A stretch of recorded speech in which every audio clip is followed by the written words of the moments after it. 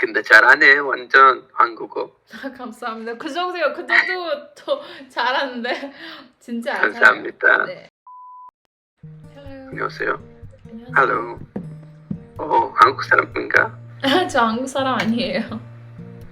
진짜로? 죄송해요. 한국 사람 줄 알았어요.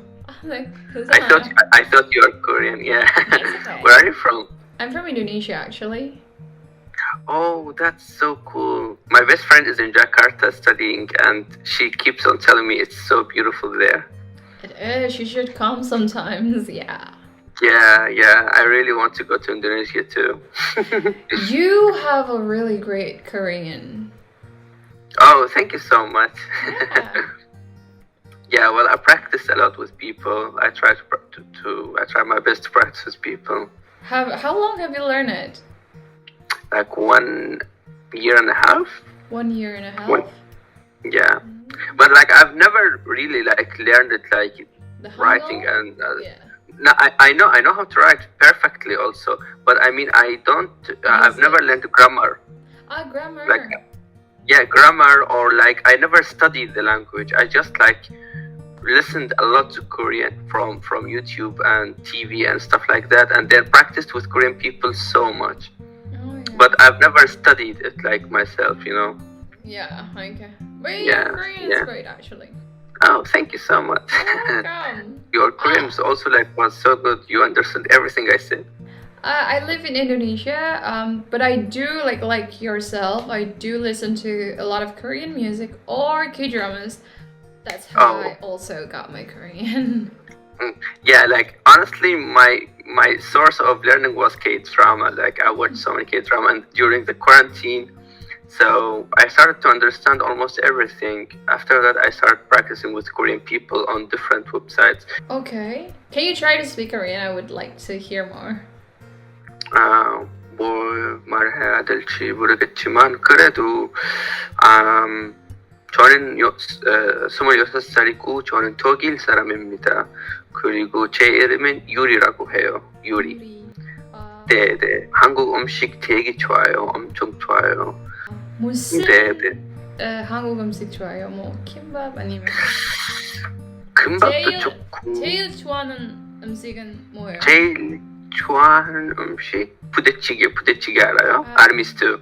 네 알아요. 부대찌개 엄청 좋아하고 된장찌개도 좋아하고 김치찌개도 좋아하고 뭔가 숲 뭐 그런 거 좋아하는구나.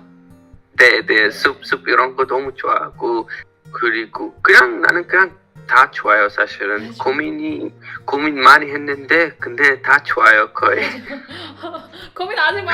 그냥 다 먹어. 다 좋아. 네. 다 먹으면 돼. 다 먹으면 돼.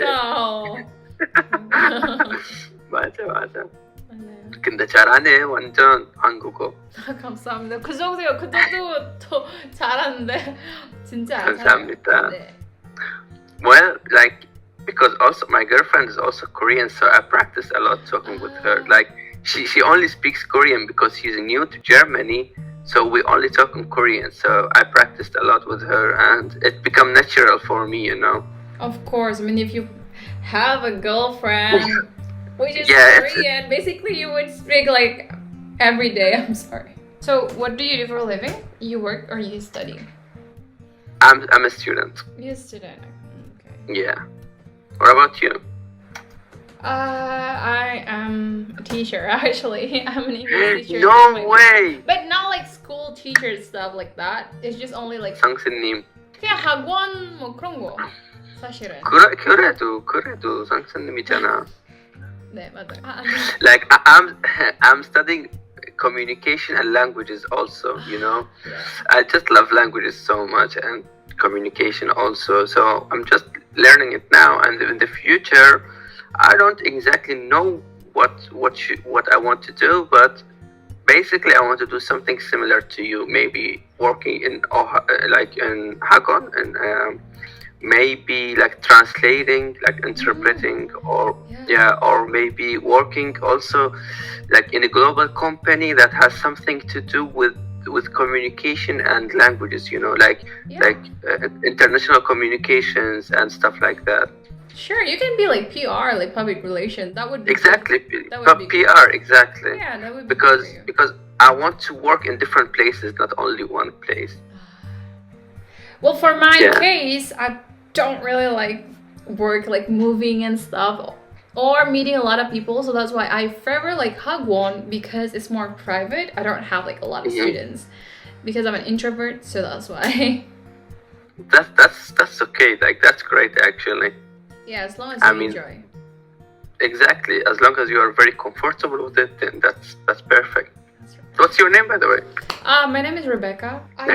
Do you know Picture One? Do you know Picture One? No, actually, I don't really love cooking. I just love to eat. So, who is he? Okay. Is he like a? He's a famous Korean chef. Like he appears on TV so much and stuff. So I watch his shows and his YouTube channel, and I try to repeat after him.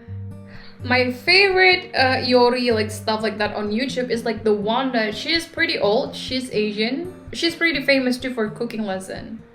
Manchu, I think. Yeah. Manchu, you mean the American? Yeah. I really love her. When she Yeah, she's amazing.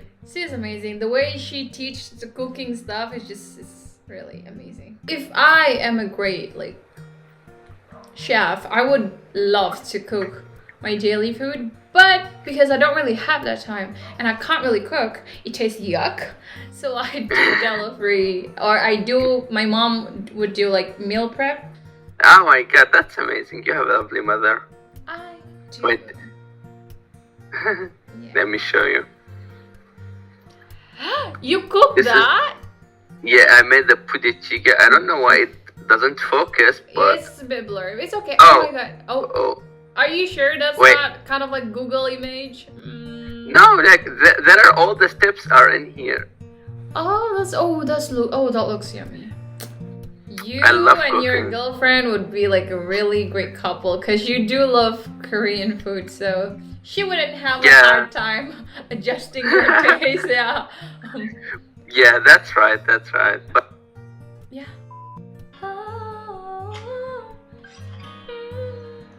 You again. What happened? Internet, basically. I use a VPN, so that's why sometimes just got disconnected. Languages, it's something very hard for so many people, you know. But for me, like it's super easy to just get the language and understand it and start to just gather vocabularies in your head without even studying. And my brain analyzes everything, you know. I don't know how it happens, but like I've never studied Korean in my life. Like I don't know. But still I can speak and even write perfectly. I think you really do have a talent with languages. Like I hope so. Thank you so much for saying that. I think there is some basically for like bilingual persons, it's easier to adapt new language rather than someone who just speak one language. Because I'm a bilingual myself, so basically when I know English, it's a bit easier for me to adapt that language. That's right. You're definitely right. Yeah. And it's also like a lot of people also say that if you speak more languages, you get smarter because your brain starts to know how to analyze things way better than the people who speak only one language. Yeah. So it's good. Like, yeah, good. I think that's really cool. I want to ask you, how long have you been working in the academy? Actually, it's not academy. Like in academy, I'm in that field, so I'm building myself. So I'm working from home. And I have the Yeah, so I put like on Linktree the courses, and then people book it, and then done. Oh my god, that's so cool! And because I've been to many language academies before, and teaching there is like very easy. To be honest, sometimes like it's not very complicated like school. Of course, it can be very hard for the teacher because he has so many students that know nothing, you know, that know nothing. But I mean, like it's something that I can achieve myself. I mean, without machines or without the help of other people. Of course, it's hard. I don't mean it's easy, but I just meant that I don't need like other people so much. That's right. So maybe I would start something like similar to the academy, and I would like make 2 or 3 other people work with me. But the reason why I open like this course kind of thing, because I know for some people they do really need like guidance to learn languages. For us, we don't really need it because we do have that gift that we learn faster than other people. So that's why I just want to guide them in a way that, you know, being teacher doesn't mean you have to be smarter than the student. It's just, I think being a teacher is more about like you influence them in a way that you supportive, or you know, because as a teacher you can be as friends or something like that. Public school is different. They can't really do fun things with their teacher, but in my place, in my case, I do something fun with my student, like talking like this, or I mean, so I won't really like be like, you said something wrong. I won't be like that. I mean, hey, you did something wrong. You can be something like that. So it's a, yeah, you get it. Like, of course I do, and it's amazing the way that you said it, the way that you expressed it. It's so amazing. I love your idealism about it. Like, wow, I love it really. You know, it's very, very wrong to tell people, to correct people all the time. I think the first stage is you just have to be more comfortable with the language itself. And Definitely. of course in a fun way, because that's how I think like 80% polyglot learn that way. They don't really have courses or something. They do it like in fun way. So Definitely. tell my students to be more like, think of me as a friend, because when you think me as a friend, you would like you won't really like think, oh my god, this is a teacher, I have to be nice, I have to say the right thing. No, you can't do that. You just say whatever you want to say. That's how you like practicing your brain to be more like, you know. Being comfortable at first is the most important thing, as you said. You're right.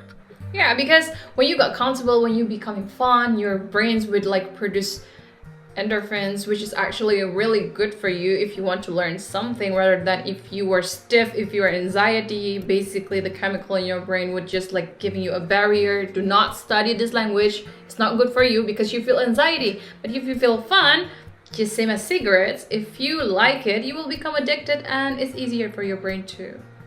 Definitely. Oh my god. I want to be your student. Teach me something. So it was really, really nice talking to you, Rebecca. You are like one of the coolest person I've ever met. Like the way you talk and everything, your ideas. Keep it up. You're super cool. You are super cool too. It was a pleasure to meet you here. Banyak.